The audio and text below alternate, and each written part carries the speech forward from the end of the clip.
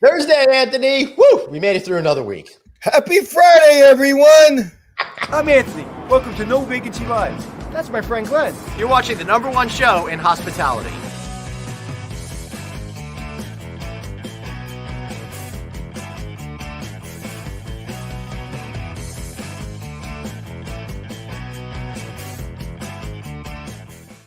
Anthony Mercury, so great to see you, my friend. How are you today? It is great to be seen. I am great. I am grateful. I am happy. I am all those things. And today for our podcast is Friday.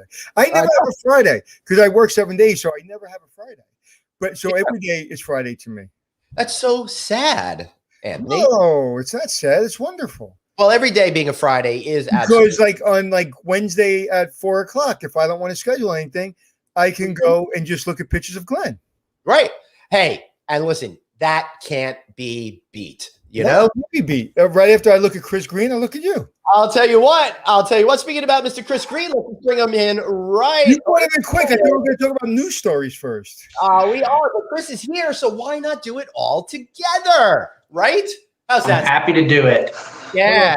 Does anybody ever call you Christopher, Chris? Yes, him and my mom. Him? Who? My mom. Can I call you Christopher? Sure, you call me whatever you want, Anthony. Christopher. I like just don't call me late for dinner. That's what they say. Did I ever tell you when I was director of front office operations at the Plaza, Tom Civitano, director of marketing, said we can't have Anthony Melchuri, director of front office operations. It's a big job. You can't have that name. I go, what should be my name? He goes, Anton Melqua. So there's still about eight people in the world that call me Anton. I like that better. All right. So you can call me Anton, Chris. All right. So Colleen, congratulations to your Tampa Bay Lightning bringing home the Stanley Cup. Now, are they going to throw the Stanley Cup to the other boat when they get on the water? Are they going to throw from boat to boat like Tom Brady did with the Heisman Trophy? Not the Heisman Trophy, the Super Bowl? Lombardi Trophy? Lombardi Trophy, yeah. Yeah. And I don't understand, Chris, how does a hockey team win when it's 100 degrees out in Florida most of the days? How does that work? It's because we get to train year-round. I don't know. I'm just making that up. Because you play inside and it's fake ice. That's why. Congratulations, Florida person. All right. So, hey, listen, I've been, as you guys know who have been watching the show, I've been sick this last week. I'm starting to finally feel better. And I've been sleeping a lot. My whole body is really stiff. So if I'm really fidgety today, it's because I'm trying to work it all out. But we missed a couple of really important news stories last week. One in particular, really worth celebrating. I don't know if you guys were following this, but did you know on July 2nd and July 1st, that the TSA had more throughput this year than they did in 2019. I did not know that. Well, how many?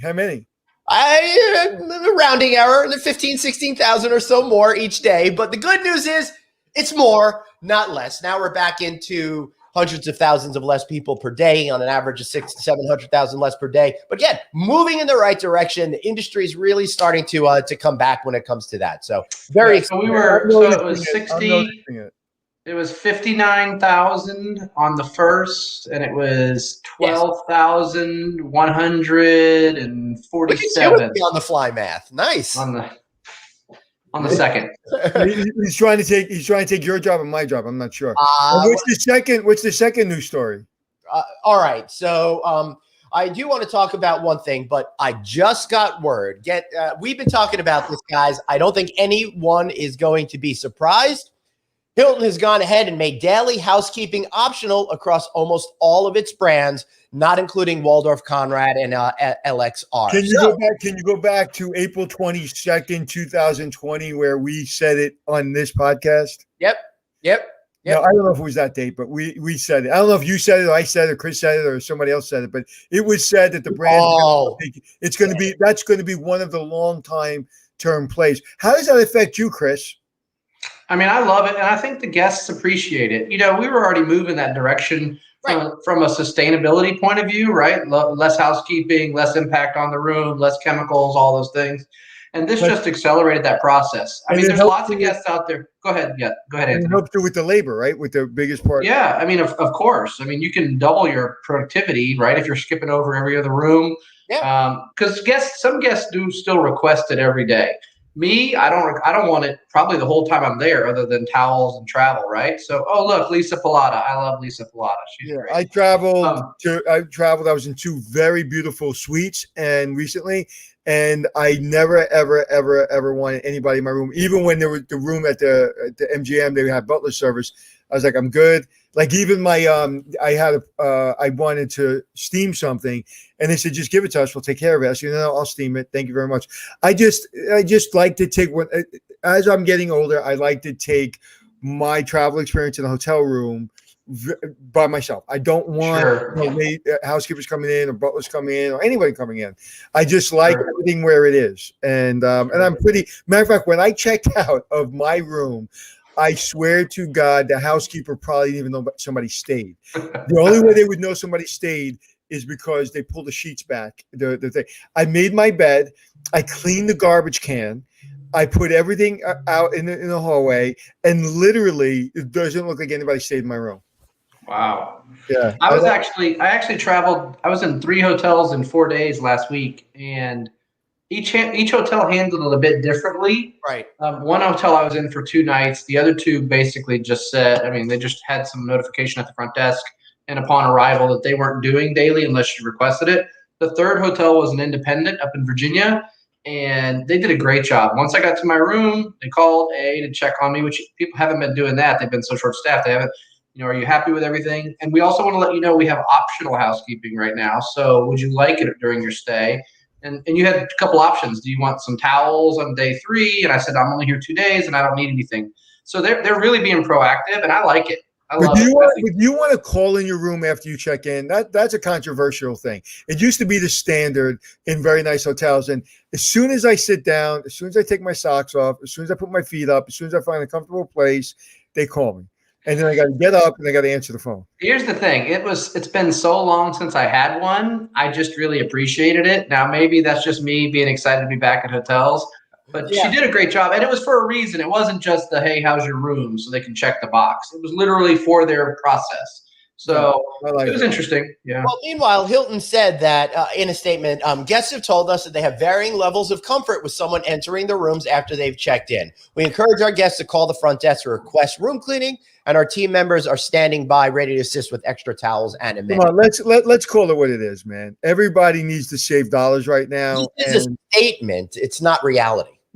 No. Well, it's a proper statement, but but really, what I think should be done, like if I had a big hotel, 2, 3, 4, 500 rooms, is I would have somebody 3, 4 o'clock going in and putting in new towels, saying, knock on the so would you like more towels? Would you like more towels? You need one person go around the entire hotel. Ask them if they want new towels. By 7 o'clock, they've been on their way. They can even take the dirty towels out. You just say, hey, would you like me to take them out? Would you like to hand them to me? But I don't like, because what you're doing is you're adding a burden to the front desk. Now you're going to have 20% of those 200 rooms looking for towels. So you got to get a houseman who may be plunging a toilet or maybe doing something else. You may have a front desk agent who's already understaffed, checking somebody in, and they're having to dispatch towels and then keep track of, did they get the towels? And then do we have enough towels? Right. So I think if I'm going to do that, I'm going to have a run of run towels and before somebody asks for it, or put more extra towels in the room when a guest checks in.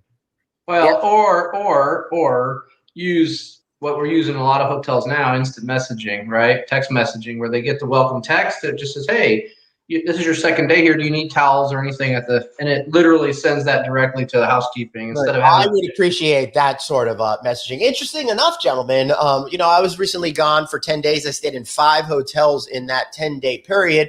The final hotel I stayed in, I actually had housekeeping on the 3rd morning that I was there out of the 3-night stay that I was there. So I had one more night actually to stay over. So I was actually surprised that somebody came into my room and did that. Completely the same reaction I would have had 2 years ago had someone not come into my room to do the cleaning. We got a great question here from Jesse. Do you think cleaning supplies for guests will start making it into guest rooms as a brand standard? That's interesting. I think that's the third rail. I think that is no. The answer is no, unless it's a very, very discounted brand. I not only think it's bad, I think you'll get into some labor issues. I think they'll start. No, I think it's bad. Chris? Yeah, I mean, are you going to teach the guests where your material safety data sheets are, so they can, they can go if they have a spill or they get something in their eye? It's just not something we want to get It into. reminds me, Chris, of a hotel I did. I don't know if you remember, if you guys saw it, in Fort Lauderdale. And I can't remember. I can't remember the name of the hotel. The New Yorker. Was it New Yorker? No, it was a different hotel. Anyway, I walk in and I was shocked by it. I opened up. They had a little kitchenette, and I opened up, and it said, "Please wash your own dishes and put them back for the next guest. And if you don't, there will be a fine of $10." So what I did was immediately, just from instinct, I was like, "What would I do if I was a college kid?" I pull out the glass, I'd spit in it, I wipe it out, and I put it back. So basically what you're saying to the guest is go ahead and wash the dishes for the next guest. You want to rely on a college kid or anybody to wash your dishes? So I thought that was ridiculous. So no, I don't think guests should be cleaning their own rooms. We've got one question. Dharmesh Patel is saying, would you kindly share which messaging app or the company you guys are using? I don't know if you're actually using any of those, Chris, but I'm friendly with the good folks over at Go Moment. They do a great job. Check them out at gomoment.com and tell Raj, their CEO, I sent you. Yep, Chris? Raj is a good friend of mine. So, and we use Ivy Go. It's Ivy is the name of the app you talk to, but Go Moment, and they do a great job. And they're building out some really fascinating AI stuff to go along with what Ivy's doing. So not only can they answer basic questions, they can help your guests navigate their stay. There's a lot of things they can do and really in this labor environment, we need to automate as much as we can. 100%. And before we get into instead of getting into the regular stuff that we always talk about, or the stuff that may be interesting to us and about labor and all that, so I think we should forego that, Glenn. And I think we should just do what we normally do at this time on Thursdays, and we should ask each other questions about different career opportunities, different things that happen in your career. The reason being is this is the most important thing right now, is how to navigate your career because it's so different. There is so much opportunity, and I know we talked about this before. If you take a 21-year-old right out of high school, right out of college, and you put them at the front desk, true statement or not true statement, Chris Green, by the time they're 25, they can be a general manager. True. Right. Yep. So I think go ahead. You told them one second. Sorry, Ken. Yes, go check out EV Human as well. My apologies, brother. Sorry about that. So check them out. They do a lot of great automation, all sorts of stuff. They're reinventing. Why do I have a feeling Ken Patel owns that? He's been a busy dude. Ken has. Maybe. I don't know. Anyway, sorry to interrupt, Ken. Sending you lots of love out there. Chris, please take it away. What were you saying? So no, I think it's great I think that right now it's the best time you could ever in our lifetime get into hospitality, because there's been just a kind of a washing out of a lot of talent, and there's so much opportunity ahead. We're getting ready to go into a renaissance period. Honestly, it's already starting. The RevPAR rate is now in low single digits at upscale and upper upscale variance to 2019. We're seeing an accelerated return, and we need great people. And honestly, what we need here's why it's such a great opportunity. Because if you get hired as front desk manager right now, and you come in, or you're a front desk supervisor, you're not going to just do that one job. You're just not. You're gonna help clean rooms. You're gonna work at F&B. You're gonna go out and you're gonna work whatever on valet. You may work with engineering, PM in rooms. But listen, that gives you the underpinning of being what we all pursue, is that leadership role, GM role in a hotel. And I can tell you that I've said this before probably 10 times. Being a GM was my favorite job, career, position I ever had. It's just an amazing role to lead a team at a hotel and see and win every day with your guests and with your with your teammates. And when I'm saying, if you look at whether it be New York or other big cities, I have not seen so many opportunities in high 4-star, 5-star category. So whereas before, Chris, it's impossible to get those jobs, absolutely impossible. And now I'm seeing people advertise for those jobs, which is extraordinary. So if you really, and to me, those kind of hotels really take you under their wing and really teach you the business. And some of those big box hotels or even limited service hotels, it's kind of, you're watching other people. You're probably dealing with an overstressed supervisor or manager, and that's one environment to grow up in. And I grew up in that environment. God knows I still have post-traumatic stress disorder from the Plaza Hotel. So those other hotels really seem to bring people under the wing. So there's opportunities there, and like you said, there's a renaissance on everything, on profitability, on ability to grow your career. So let's ask each other questions. Can I start, Glenn? Yes, you can start, but I got one for Chris after you asked one. Glenn, you go first. All right, Chris. If you love that GM position so much, why did you decide to pursue a career on the executive level as opposed to maybe going to more complex products to run yourself at the hotel level? Because he's too talented, and his talent was undeniable, and they promoted him against his will. I'm glad Anthony said that, because that's certainly not the answer I would have given. That's exactly the truth, though. That's exactly the truth. I don't know that to be fact, but I know guys like him that love the general manager role so much, they're undeniable, and they got to get promoted. They just got to. They can't be a general manager because they have too many talents that help the ownership. So that's just. Thank you, Chris. Thanks for letting me answer for you. But what's your answer? Here's my answer, and I think you'll know it when I start saying it. I had realized. Listen, I think I could have crushed it, gone to bigger. The biggest hotel I ever ran was 600 rooms, $53 million in annual revenue. Busy hotel. But I could have gone on to do 1,000 rooms or 2,000 rooms. I don't have any question. I would have loved it. However, I had reached a point in my career where I thought the best thing I could do with the success I was seeing was help other GMs see that success through things I had learned. And the only way to do that at a broader role is at the corporate level. And that's really been my leadership style since I joined corporate is I'm here to support you and help you be the absolute best you can be. And that's what really drives me nowadays, which is what I was going to say, Anthony, to the other end of these young people entering the business is all of us that are my age and maybe late 40s, early 50s, we owe it to these next generation to show them what a great career path it is. And somebody said it in the comments, be a true mentor, not just a manager, a mentor. But also, I'd imagine, I know through my career, and I'm glad in your career, there's a layer between ownership and general managers that sometimes really takes out the talent. Really complicates everything. I've gone through it in my career. And when you're in the role you're in, you get the seat at the table with the ownership, and you're able to filter that level. So you could be the person that's destroying that level, but hopefully you're not. But you get to manage at that level, and you really get to set the culture. When you're a general manager, you can set the culture in your hotel, but it's really difficult to set the culture going up when you don't have a seat at the table. Yeah, if you don't have somebody advocating for you, it's super difficult. And that's one of the roles I love to play. I will tell you, for all of you out there that have great GM roles, the corporate roles are great, and they're fun. They're extraordinarily challenging, and they use a whole different set of skill sets than you use to lead a team at the hotel, because you're managing upward to clients and to ownership groups and to capital partners, and their expectations compared to what you need to do to deliver those expectations on the ground sometimes are vastly different.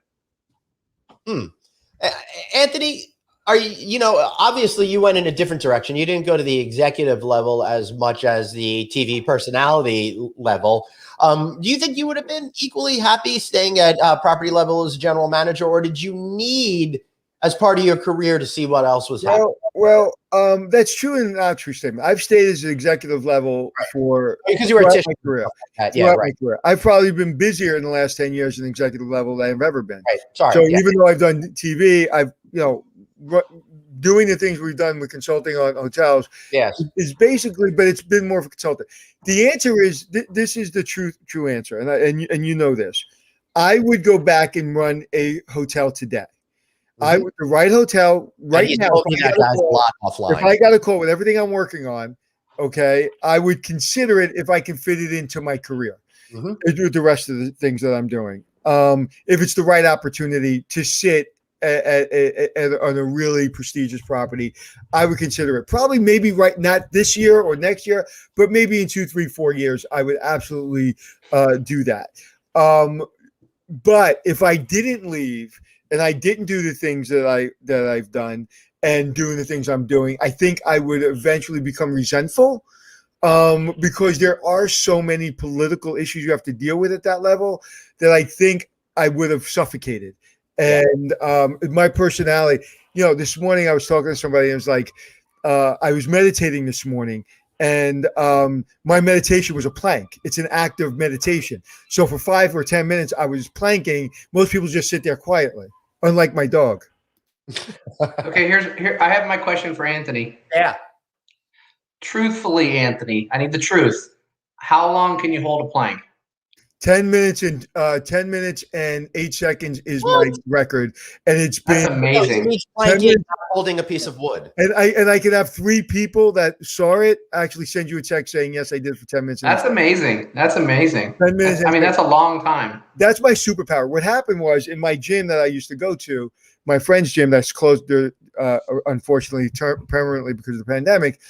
Everybody in the gym, whether Muay Thai, Brazilian Jiu-Jitsu, boxing, or weightlifting, were at a level that I didn't want to dedicate myself to get to that level. I didn't have the time, and I just didn't really have the brain power. So one of the things that I said, what's the thing that I could be the best at in this gym? And I said plank. So the record was at the time, I think 4 minutes. And I got to 3 minutes pretty quick. I was like, I'll blow through that. And then I got to 5 minutes. And the very next time I did 10 minutes. And I didn't do planking. I didn't like get ready to plank. Like I wasn't like doing it for years to get ready to do it. I literally on my 6th try of planking, I did 10 minutes. That's incredible. And Sarah asked the concierge, we did a plank off on her podcast, and she is in incredible shape. And she did 2 minutes, and I was sitting there having a lollipop, and I was like, I could still keep going. So yeah, planking is my superpower. That's awesome. So if you ever want to do a plank live, Glenn, when you're interviewing somebody on a podcast, I can sit in the background, just do a 10-minute plank if you want. I like that. I think that's going to be great. I shall not be planking, just to put that out there. That's awesome. Adele says there's nothing more thrilling than supporting many hotel managers, clearing away obstacle success, and watching them grow and shine as they learn to empower and serve their own teams. Pure joy.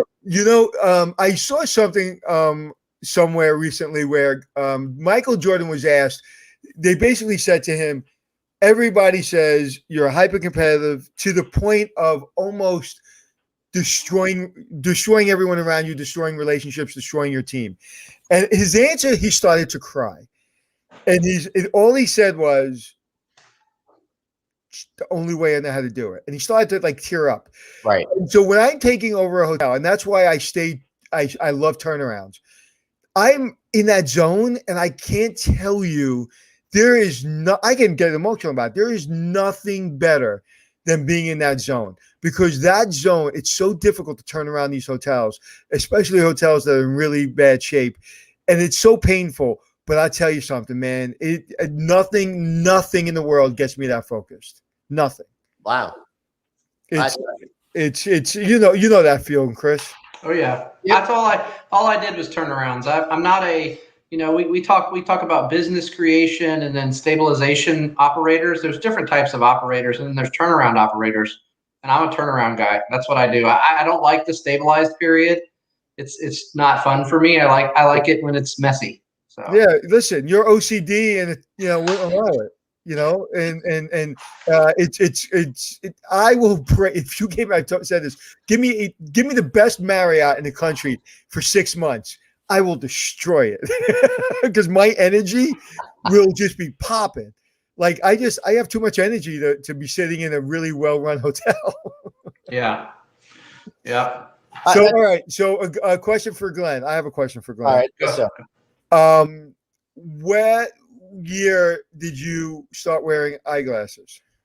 I had to start wearing them occasionally about 3-4 years ago. I only wear them now for reading and stuff like that. So it seems as if I'm wearing glasses full time. See, I thought you wore them when you were like 11 and people made fun of you. No, people made fun of me when I was 11, but not for this. As a matter of fact, if anybody wants to have a good laugh at my expense, because I've got this like leg situation, so I run in this fashion that is more embarrassing than I'd like to admit.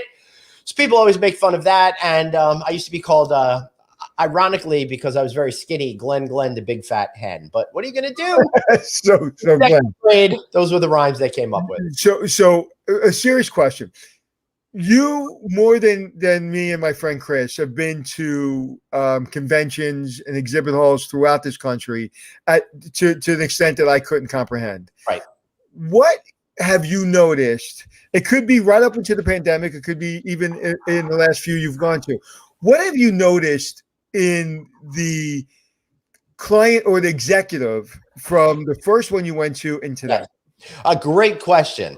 And there's been a lot of changes in the conference scene over the years. And Chris, I'd love for you to, respond after I say this. But one of the things I noticed over the entire arc of my career is people used to be, generally speaking, at the executive level. Chris is an exception because he still is much more engaged in what is happening on the conference floor, getting out there, going to the cocktail parties, meeting people. But over the last 5 years or so, a lot of these major events, the major CEOs from the brands and some of the major management companies, they would come in, kiss the ring of the conference organizer, do their session, and then vanish. They'd all leave. They go to their own private events, their own dinners and stuff like that.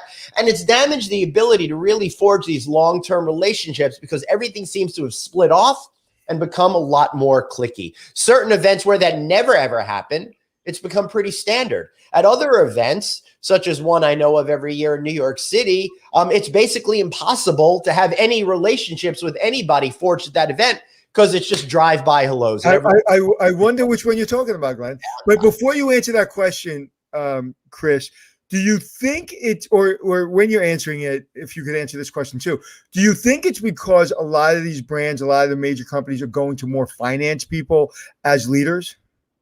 I do. And I think I was talking with somebody about that this morning. Actually, I was talking with our head of development because we're planning our trip to Alice in a few weeks. And my goal at conferences is just because I'm different is just to meet. I want to meet new people. Right. I don't care what you do because listen, I think that one of the skills of leadership is curiosity. That's the most important. So if you're not listening to people, meeting people, that's how I met Glenn. I mean, we're just talking and I started a conversation. I don't remember the whole details, but I'm fascinated by what Glenn does. I'm not looking out for how's he going to do something for Chris Green. Right. I'm forming relationships. And you'd be surprised. I met a guy last year at Alice. His family owns a few hotels, but they also do all kinds of other stuff. Mm-hmm. And now we're talking about getting him involved on our restaurant side of business. And this guy has nothing for Chesapeake to manage. We would have never known had we not talked and had a cup of coffee that he was interested in the restaurant business. So I think that the conferences are valuable. I still love them because I meet new people all the time. But it is true. There's people that are just there to do deals. And if you're not bringing them a deal or you don't have something they want, they don't have time. Since you've been on our podcast, Chris, have you been podcast famous? A little bit. I mean, I went to a hotel not long ago, one of our hotels, and I was checking in and somebody said, "Oh my gosh, you're that guy on the No Vacancy podcast." And I thought, "Oh my gosh, I'm literally, I'm just a guy and a friend of the industry." So it's fun. I got a lot of grief about the next. I got a lot. Stop. Shannon's got a quote, so Anthony's got to stop. Hold on, stop the presses. My favorite human has quoted. The rest of us, by the way. Shannon McCullum, who is my favorite executive in the industry, sorry, Chris, says, people excited to be back in meetings. I don't think they are taking these sessions for granted as they may have in the past. I think they will soon enough. We have to have Shannon back on the show. So Shannon, you're invited whenever you have time. Yeah, Shannon, drop us a line. Chris, how insulted exactly are you by Anthony always saying that other people are his favorites? It happens all the time. So I'm sure that the next person that pops up will be his Carol favorite. Rand. Wait, hold on. It just happened. Carol Rand is one of my favorite executives. She used to run Staybridge Suites. And she made me, after 25 years in this industry, she made me go to GM school if I was going to oversee the Staybridge Suites in Times Square. And she is one of the most delightful executives that helped build the Staybridge brand into what it is today. Yep. Look at all these people. That's a big cast. So Colleen's got a question, but after that, I want to talk a bit more about building your network. Yesterday, guys, I was asked by AHOA and their Young Professionals organization, along with a few other people, to do a panel. So I gave a keynote speech on building your network and how important all of that stuff is. And I'd like to talk a little bit about strategies. But before that, Colleen's got a great question. We'll start with Chris. Is there anything you'd like to do that you haven't in your relationship to hospitality or your particular career? I mean, it's you never say too late, but I did always, because I like a challenge, I always wanted the opportunity to run like a 3,500 room casino hotel. Yeah. I just wanted it to be so hyper complex that it was just going to keep me going from 5 a.m. to midnight. 3,500 rooms. It's the exact room count Resorts World has. Maybe we can connect you with Scott Sabella over there. That's interesting. I have a complete opposite answer, and I enjoy Vegas hotels so much. I would never, like Disney. I would never want to run Disney because I know what it takes to run hotels, and I enjoy the theatrics of Vegas, and I don't want to see what's behind the curtain. And I know what's behind the curtain, and I want to stay in front of the curtain. But you'll never guess in a million years what I would love to do. I would love to work. It's funny that Shannon was on a minute ago because I would love to run the flower department of the Aria Hotel because they have the most beautiful flowers. And I literally die for these arrangements. There was one at the Sky Suites. I actually took pictures of it. I'll grab it real quick the other day, and they were gorgeous. So I love flowers. I would love to run a big flower shop in one of these big hotels. That's really cool. Yeah. Now that I would never have guessed that. The reason that I say what I say though is when I got my shot at that big hotel I told you guys about, I was really nervous about how complex it was going to be. But what I've realized is kind of my superpower, Anthony, when you think about it, is for whatever reason I can look at these super complex things, and it's almost like what's that Good Will Hunting where the math is going on in my head, and I can just figure it out. And I wanted to see if that works on a really massive project. Excuse me, hold on. I don't want to show you I don't have a manicure. Hold on. I'm gonna Anthony, I'll hire you for my casino to do my flower department. That was the Aria, but that's how beautiful it was. And Shannon, I hate to tell you, but Mark hooked me up at the MGM, and I went over there. But I was playing poker, and I learned a little trick. I went into the little VIP section and had a couple sandwiches. Nice. I have a question for Anthony. Go ahead. Speaking of poker, yes, on the inaugural No Vacancy podcast poker tournament, who won? The one where you cleaned Anthony's clock by any chance? Yeah. I cheated. I got intoxicated, and I cheated. And you won. But yeah. So, how about you, Glenn? What's the one thing that you, in being a person that is in the industry but kind of not in the industry, you bring the industry together? What would one job that you've seen in the industry that you would say, hey, that might be interesting, that might fit my personality? CEO of Blackstone. Maybe that's not an easy job. That would not fit my personality. No, I was gonna say, Glenn, that can be further from your personality. No, I think for me it would probably be like someone from PSAV or something like that. Oh, really? Someone from the AV department. Although, honestly, after yesterday's conversation, everybody knows how much I'd love to get into ownership, and I'd love to actually do hotel operations. I've been on the side for so long observing. I'd really like to learn what it actually takes to run and operate. It's interesting you say that. It's like if you look at an airline pilot or you look at a doctor or whatever, it's like, hey, a doctor looks like he has a cool job, or an airline pilot looks like he has a cool job, but you don't realize the effort and time and stress that goes into what they do. Mm-hmm. I will tell you, for me, I'm just talking for me, the least fun part of this job is the 10 hours a day of operations in housekeeping, right, at front desk. And I'm not saying I love those jobs. Those are my favorite jobs, but they're the most difficult and most bone-tiring jobs you will ever have in your life.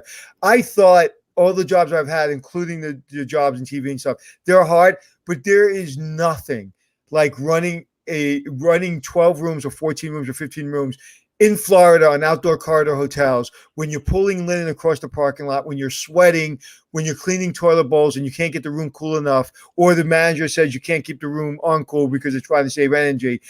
Dude, you can't understand how hard it is. No, definitely, which is honestly why I'd like to understand how hard it is. I don't think I would make a career shift there, but I've actually talked to a couple of people, and it's one of the things that I've really wanted to do for many, many years is just try to go and do housekeeping for a day, do the front desk for a day, do all of these different things, and then report back on it to everybody. Yeah. Glenn, you're welcome to come. I'll take you down the showboat and we'll wear you out.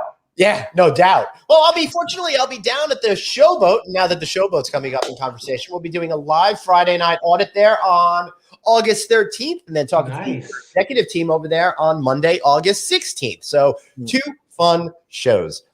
Make sure you watch the show on the 16th, because after going to 3 concerts back to back on the beach in Atlantic City, I'm going to be in no good shape for that show, but it'll be fun for you guys out there.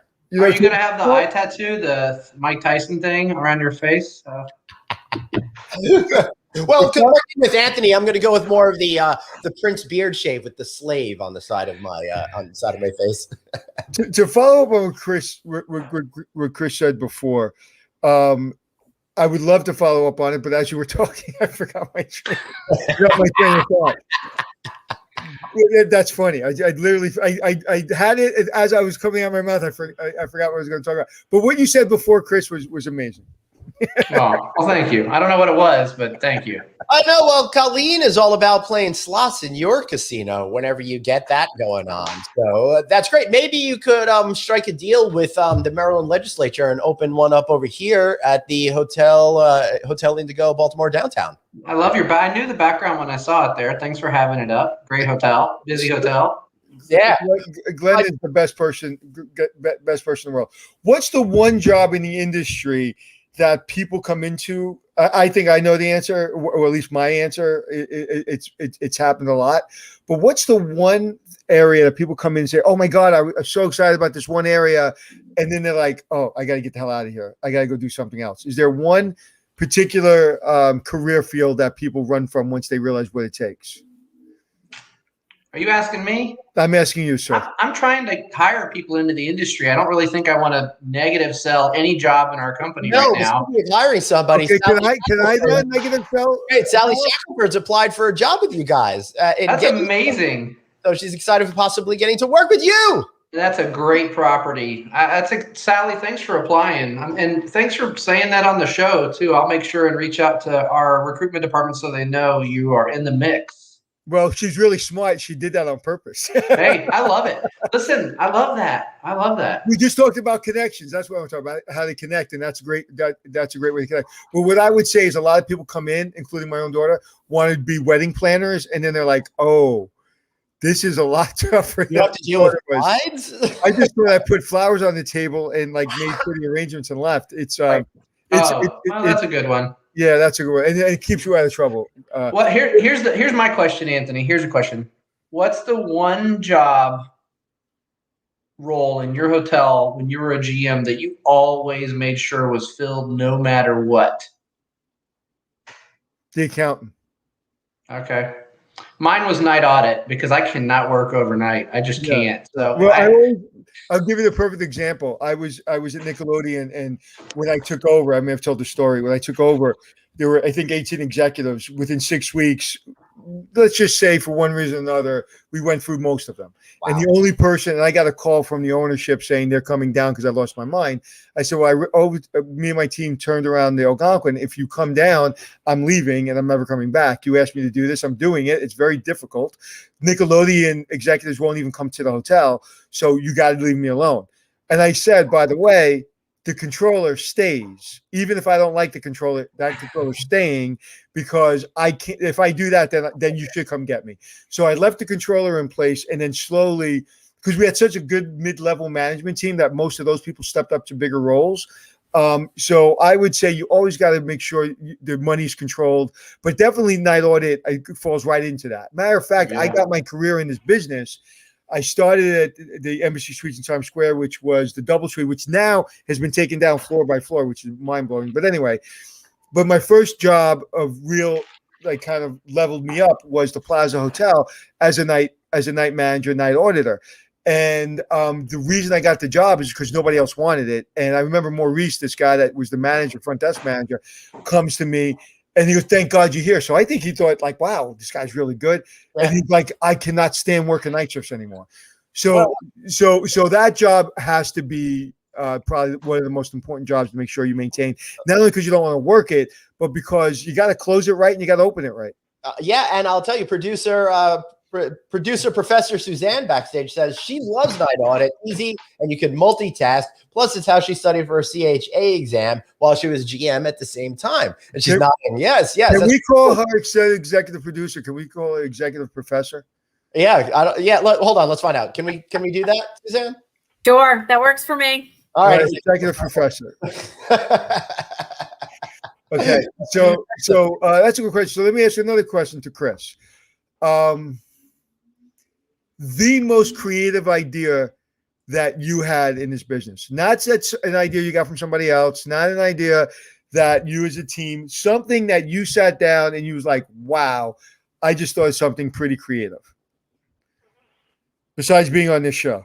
And if you need time, I can go to Glenn with a question. Go to Glenn with a question. I got to think about that. I honestly can think of a lot of amazing things that my team came up with, and I'm trying to think of things that I came up with. I think that I'll have to think for a minute. Right. I think one of the greatest moves you ever did was hiring me to speak at some of your events. Brilliant move. That's all I have to say. That qualifies. Anthony, what's the difference of what you thought of working with Anthony Melchiorri would be like and what really is reality? Shut up, Chris. That's a great question. I just came up with it because I had no other questions for Chris. Yeah, no, I still want to talk about building your network and stuff like that. But that's a really interesting question because I think I perceived you obviously in a different way than who you actually are as a human being, right? So I don't. That was a dick. No. I never thought that. I thought more, and I think correctly, that you are a hard nut to crack in order to create a real relationship with you, right? So, I mean, I never thought negatively about you at all. I typically don't feel negatively about people. I think people have their own way of doing things, and you definitely had a very specific and effective way of doing things that brought you much success in your life. And honestly, I'm like, I got to learn what this guy is doing because he's doing a lot of shit right. I gotta get in on that and see if I could learn from him and make me a better person by getting to know him.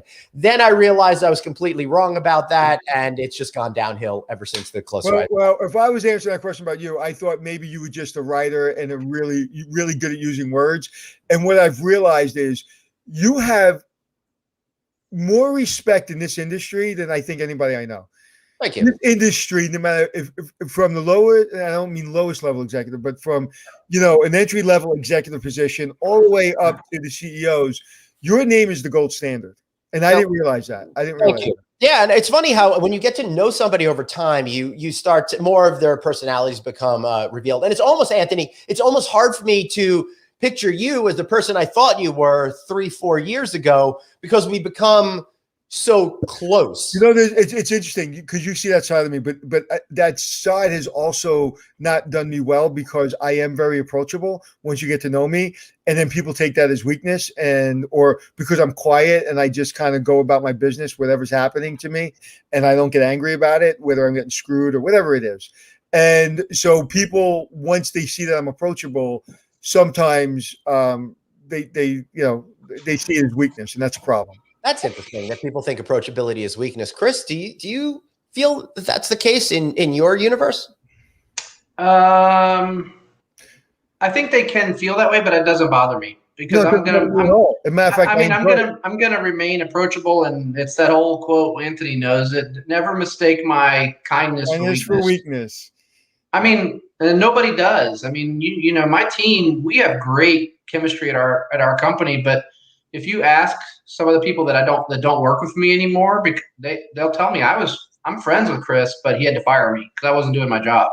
And it's about that. That's the truth. That's the truth in a great relationship is, if Anthony hired me, I would expect him to say on day one, Chris, I think you're great. I love you. But if you don't perform, I will fire you. Right. Because I have to. And that's truth. Oh, wait. And it's like, don't make me fire you. You're Right. putting yourself into this position and making it so I'm the bad guy. Please Yeah. live Yeah. up. I have an answer. I have an answer for your question, but before I do that, I want to show you I'm a man of my word too. I always am. But this so Sally, you can't read it all, but that's an email to our corporate HR department inquiring on your application. So Well, and you did that without me realizing you were doing that. That's pretty impressive. well, here's the problem. If I don't do it now, I would You won't do forget it. because my Right. brain is not, my brain is too full. See this? Okay, that's my little yellow. I won't show you what's on there, but that's my little yellow notes for today. If that yellow note gets tossed away, I will have a serious problem. I hate when they put quotes up there and they take them down in a second. Whoever's doing that, stop it, Professor. Executive professor. Professor. Yeah, executive professor. Greenwell said nothing wrong with being approachable. Absolutely. And it's funny because when I first met Shannon, she was so approachable. She's such a great executive. She had, again, very well received and liked at where she's worked. But I would never, ever want to get on Shannon's bad side. But people think that because I'm an intense guy, that if I am done bad or people come at me or whatever, then I get angry. I think Glenn knows the answer now. And what happens to me? Yeah.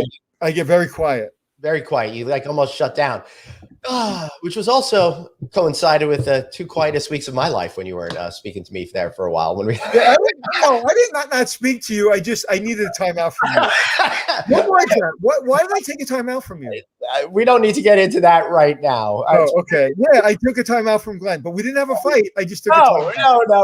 No. All right, here we go. So, Chris, when is the next poker match? Chris, I'm thinking that maybe we should try to do something in person at some point, and maybe we do it somewhere in Atlantic City or something like that. I know that the Showboat is not a gaming facility right now, but maybe we could figure something out to do it from there. I think it'd be great. I think we should do no vacancy at night or whatever. Like they do poker at night. We could do no vacancy at night, and Anthony and I could play cards and talk at the same time. Yeah, I love that. I think we can do a heads-up match on one of these apps, but I think we do better, Chris. Okay. I say when you guys go down there, right? Hopefully tournaments will be back in Atlantic City in August. If I'm not traveling, which I might be around then, we go into a tournament, and whoever lasts longer owes the other person the buy-in for the tournament. I'm game.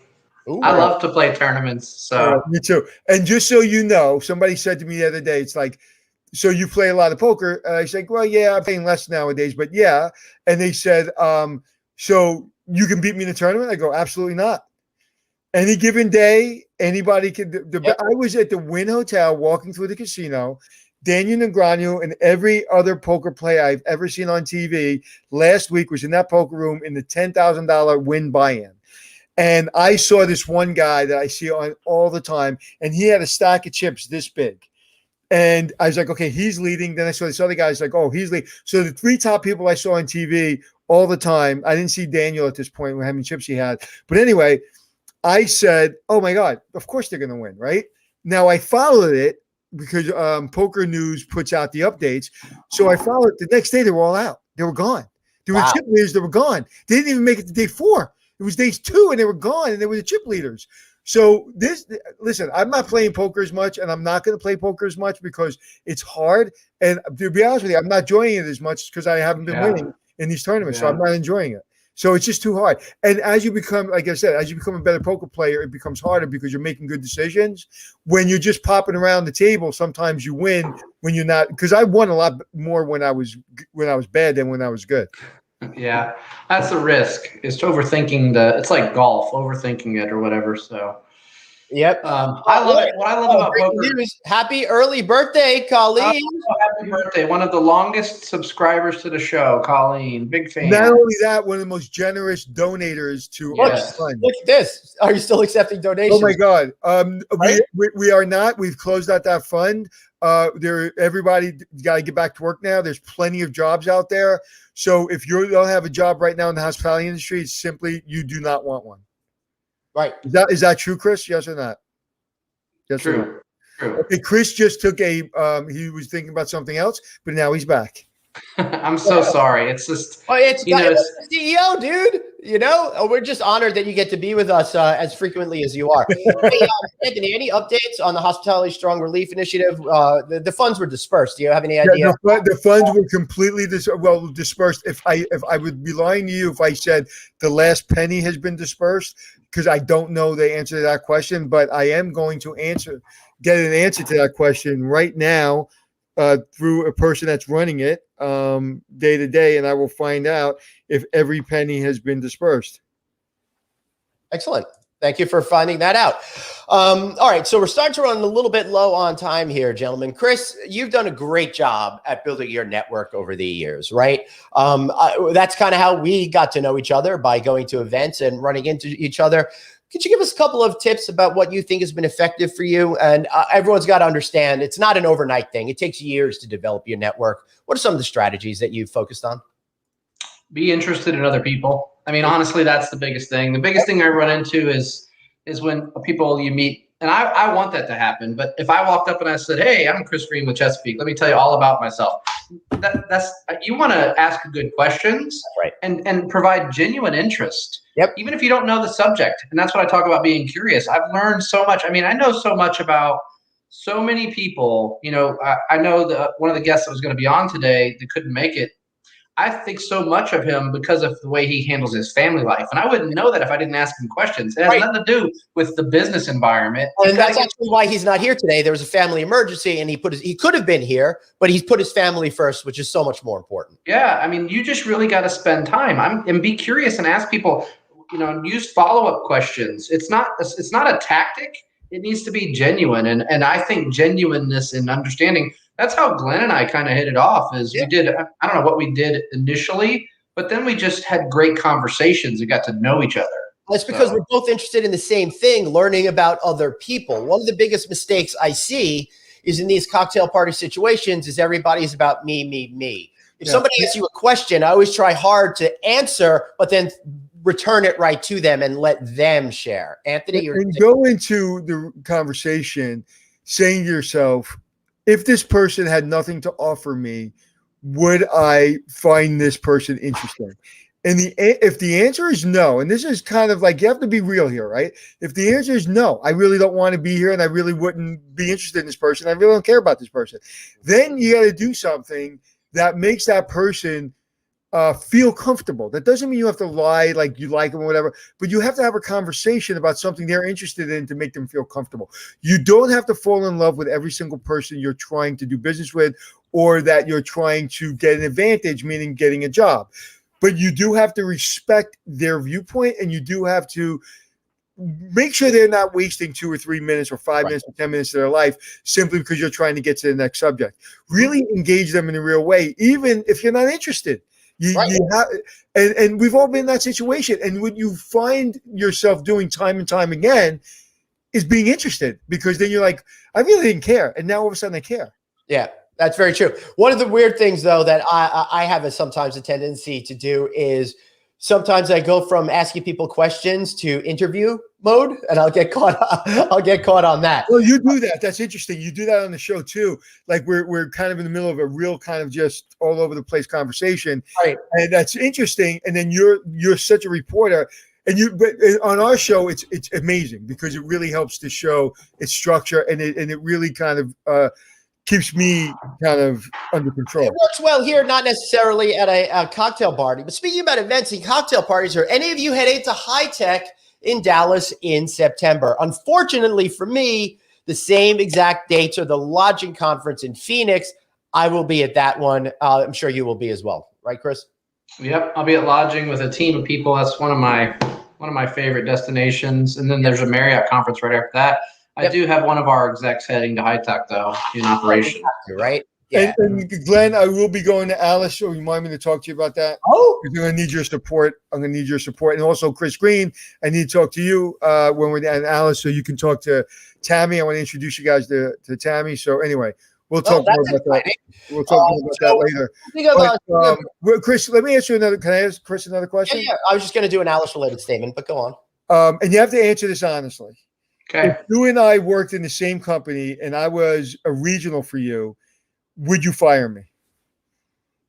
Well, if you didn't do your job, Knowing my personality, you think you and I can work together? I do. I I think, do. I think we would be great partners. Actually, I love your personality. You know why? Because you're a take a bull by the horn. I love entrepreneurs and I love people that run their business. I mean, and that's what without plugging our company, that's what our company's about. Our company's about entrepreneurial leaders at the GM level that run their business. If I feel like if the regional's got to be too much in their cornflakes, to use one of my team's analogies, then we got the wrong GM. So I know you would run your business unit. We may not agree on everything, but that's okay. I mean, I'm not here to micromanage.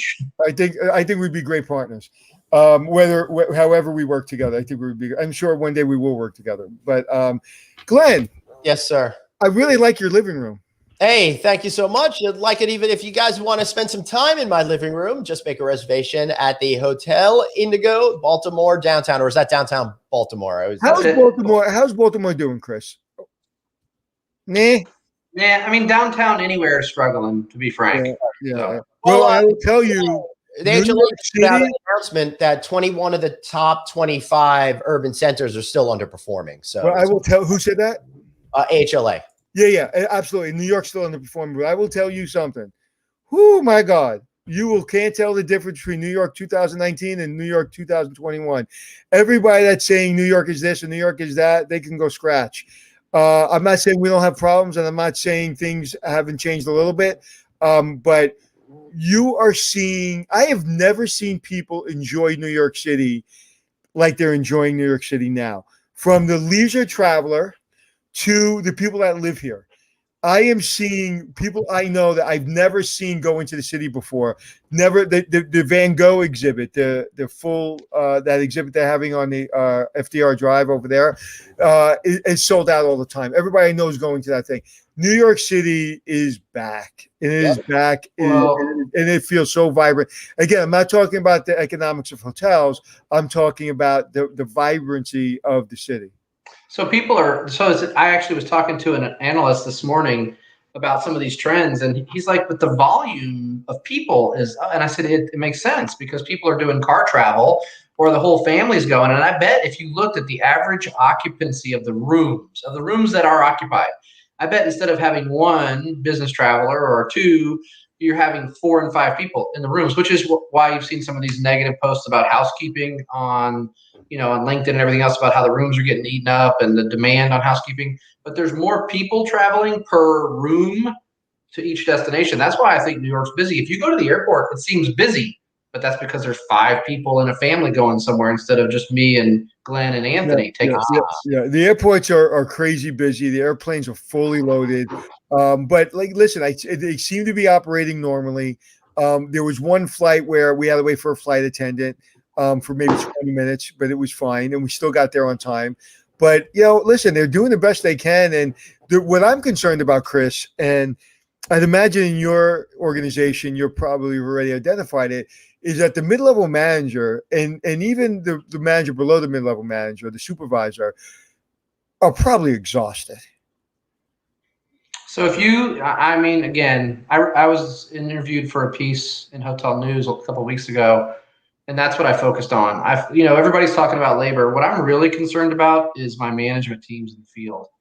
And we're trying to really pour into them as best we can with additional vacation benefits, specific time off, making them actually get away from the building as we're starting to bring people back, because they're just worn out and they've worked so unbelievably hard. And quite frankly, our mid-level corporate team has been working unbelievably hard. The work has been so tedious, and we've picked up a lot of property responsibilities as the properties really lowered their headcount. And now we're finally getting those back, and we're having to move that back, but it's exhausting. So not only can we not hire people, we can't afford to lose a single person. So. Right. And I think we have a obligation to ensure that we're not just checking the box and say, "Oh, you okay? You get promoted in 6 months, you'll get a raise." It's like, are you okay? Do you have enough flexibility to take care of your family? Are you making enough money? Are you doing well? Do you feel good? Are you having time to work out? Are you having time for yourself? Like, we have to have those real conversations right now. to a one-on-one and not just check a box. And I think what I'm afraid of, listen, I've seen it over and over in my career. It's kind of like in our industry, and you probably saw this too, Glenn, but Chris, you probably definitely saw it coming up. It's like when you go to Major League Baseball, right? When you get to a certain level in single A, it's like, hey, Ma, I'm playing professional baseball. So that guy could be playing single A baseball for 10 years and being on buses in, Biloxi, Mississippi, but he's still playing professional baseball. Then but that person gets exhausted out of the system. And then the double A, and then triple A, and then major leagues, and then Hall of Fame. It washes out 99% of people before you get to the real major leagues. Kind of like in the hotel business. To get to where we are, it's exhausting. I'm just going to be straight up. I've never had more fun. I can't imagine on earth having more fun than I've had in my career. And I'm the happiest person in the world. I don't get exhausted. But if I say to myself, are you tired? I'm probably very, very tired. Yeah. It's exhausting. So it is our job to that person that you think can get to AAA, but is about to tap out of AA because they're getting tired of the bus ride. You got to get on the bus with them and say, hey, man, let me pack your lunch today. Let me take that ride with you. Right. Just come on, man. It's going to take another season or two, but you're going to get to AAA, then you're going to get to the major leagues. We have done, and I want to use foul language, but I won't. We have done a terrible job in our industry getting the supervisor to the next level and the next level to the next level. Yes, we've gotten a lot of people there and we've been successful in a lot of places, but I know a lot of talent on the outside of the industry who are very wealthy entrepreneurs because they would just micromanage out of this industry. Wow. Right. Yeah, makes a lot of sense. Now we're going to have to wrap up. It's already after 1, but Daniel says people are adapting, right? No, not everyone, because not everybody owns the adapters yet. By Sean Worker and myself, Glenn Hausman over there. Go to theadapters.net. Well done. Amazon.com. Buy the book. Send us some love. Why Buy did you book at us? You're shaking. Buy the Buy book. it. Do it. And Buy it. All right, last question for you before you go, Chris. Hotel Marcel, very iconic building in New Haven, Connecticut. I think it's supposed to open soon. When? Late fall. So The first ever passive house hotel in America. It'll provide its own energy. Wow. oh wow. How's that going to work? Very complex ways that I'm not super smart about, but I'll tell you this: we've got like solar array parking covers, and we've got regeneration technology through our glycol lines in our kitchens. We've got a telephone over not IP over. What is it? There's so much technology going to that hotel. We could do a whole show, but I need to bring on the designers and Let's do that. Yeah, let's do that. In fact, we should probably do a live on location show when you open. That'd be great. Yeah. Yep. Absolutely. Hey, one quick question before we go. I know we're kind of over time here, but let me get you the answer to the fun question. Hold on. All right, great. This is really getting us to the end of the show quick.